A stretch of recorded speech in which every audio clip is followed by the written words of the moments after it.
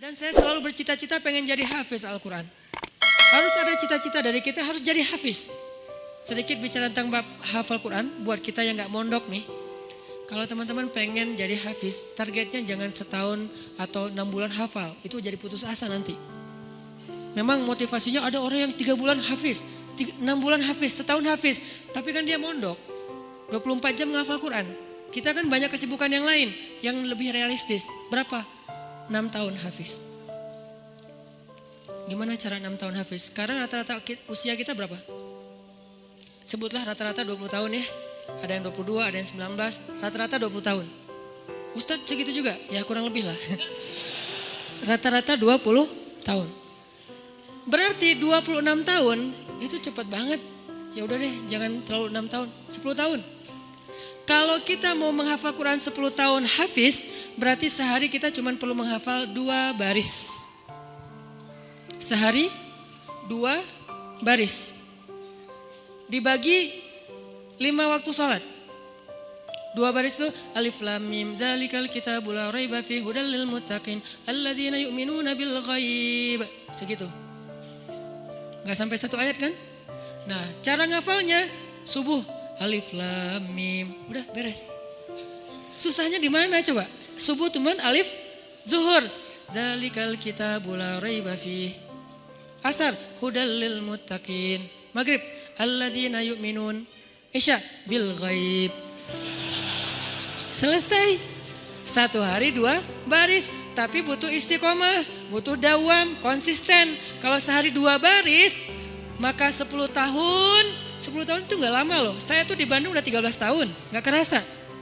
Seolah-olah baru kemarin saya datang dari Kairo ke Bandung, sekarang udah 13 tahun, gak kerasa gitu aja. Tiba-tiba udah 13 tahun, berarti kalau saya ngafal sehari 2 baris, sekarang udah 3 tahun yang lalu udah selesai tuh. Berarti semua kita bisa jadi hafiz sebetulnya kalau udah lancar tahsinnya. Sehingga kita meninggal berstatus hafiz. Bukan untuk pamer ke orang, bukan untuk taruh di Instagram bio, hafiz Al-Quran. Itu mah bebas lah, terserah niat ya. Saya kan gak mau menjudge kan, ada orang yang menaruh gitu supaya jadi syiar. Ada yang mungkin dia ria, kalau dia ria dia rugi. Kan ngafal Quran gak gampang, masa mau dihabisin dengan hanya taruh di bio, rugi banget tuh.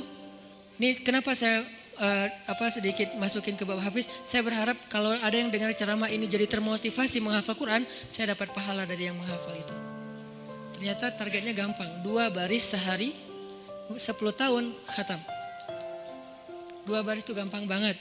Alif, alhamdulillah. Zuhur, Rabbil alamin.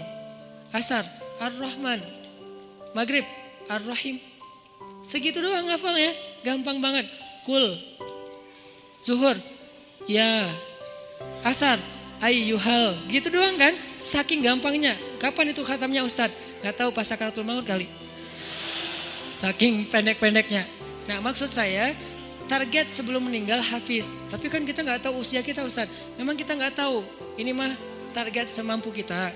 Kalau meninggal sebelum 10 tahun, yang penting kita udah punya niat. Siapa yang berniat baik dan tidak tercapai, maka dia dapat pahala kebaikan yang utuh. Siapa yang tercapai, dia dapat pahala 10 kali lipat. Kalau kita meninggalnya usia 40 tahun, usia 50 tahun, udah hafiz. Tahu gak kedudukan hafiz di akhirat nanti kayak gimana? Itu keren banget. Harus cemburu kita sama orang yang hafiz tuh. 1, dijamin surga, kalau dia ikhlas, dijamin surga. Kita tuh bukan golongan sahabat. Saya kemarin pas datang ke kuburan Uhud ya, namanya Jannatul Uhud, surga Uhud. Kenapa? Karena di situ dimakamin 10.000 ahli surga. Pas saya datang ke kuburan Uhud, saya ngerasa duduk aja lama di situ ya, mikir beruntung banget ya mereka. Semua dijamin surga. Duduk di kuburan Uhud itu nggak ada serem-seremnya. Benar-benar namanya surga Uhud. Karena kayak kita duduk di atas taman surga. Kan datang ke kuburan tuh ada agak-agak serem gimana gitu kan. Ini gak ada seremnya sama sekali, nyaman. Merpatinya banyak hingga di atas kuburan-kuburan itu. Dan di atas kuburan itu kita bisa tahu beberapa. Ini kuburan Sayyidah Aisyah, ini kuburannya Ibrahim anak Rasulullah, ini kuburannya Imam Malik, ini kuburannya misalnya Fatimah, ini kuburannya Ummu Kulsum, putri-putri Rasulullah. Duduk aja di atas kuburan para sahabat. Beruntung banget ya mereka dijamin surga. Kita nggak dapat kesempatan itu karena nggak sezaman dengan Nabi. Tapi kita punya kesempatan lain. Gimana? Hafiz Al-Quran, dijamin surganya. Dengan syarat ikhlas dan tidak berbuat dosa besar. Dijamin surga. 1. Kedua, bisa bawa 10 orang selain mantan ke surga. Kasihan juga ya mantan ini ya. Makanya jangan jadi mantan. 10 orang. Siapa aja? Ayah, ibu, udah pasti tuh. Makanya saya pengen menghafal Quran biar kalau saya khatam, saya ngerasa di dunia tuh belum sempat berbakti sama ibu dan ayah saya. Keburu meninggal pas tsunami. Nanti saya pengen berbaktinya di akhirat. Berbakti di akhirat, hafal Quran. Sehingga nanti di akhirat saya berharap berhusnuzon ke Allah, bukan sok pede ya. Kayak Ustaz udah paling pasti masuk surga aja. Bukan, husnuzon ke Allah. Gak boleh sok pede. Kalau sok pede namanya mentazkiyah diri sendiri. La tuzakku anfusakum. Berhusnuzon ke Allah, Allah maha menepati janji. Saya bisa bawa, mak yuk ikut abang. Kemana bang? Surga. Kan enak ya. Bapak yuk ikut abang kemana? Surga. Kakak saya meninggal juga di tsunami. Itu buat saya ibu kedua saya setelah ibu saya. Karena dia paling banyak berkorban. Kak Yus yuk ke surga. Kemana? Ayo ikut abang. Kemana bang? Surga. Itu tuh kayak goals akhirat goals lah.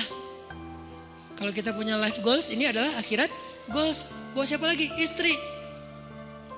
Buat siapa lagi? Anak. Kalau semuanya hafizoh, ya berarti lebih banyak lagi yang bisa kita bawa. Itu tuh keren banget.